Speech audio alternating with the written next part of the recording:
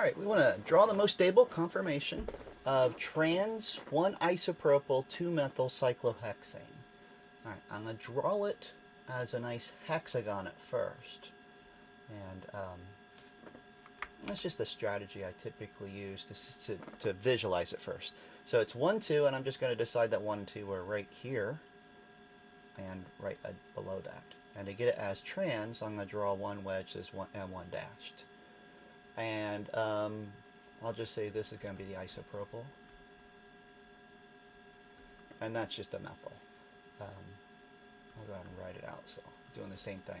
Alright, so now I'm going to draw my chair conformer.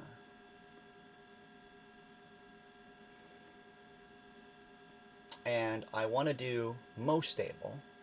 So since isopropyl is the bulkiest one, I'm going to have it in an equatorial location. So I'm going to decide to make these my 1 and 2 locations because they're about the same way I've done this. And since I want the isopropyl to be equatorial, I'm going to put it right here.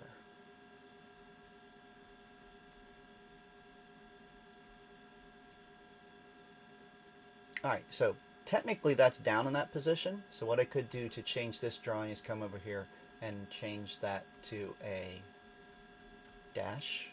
But if I do that to keep it as trans, I need to change this one to a wedge representing up. Which means on this location, I want to have the CH3 going up.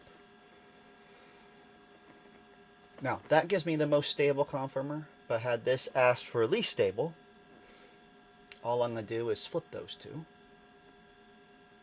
I can leave them in that same location.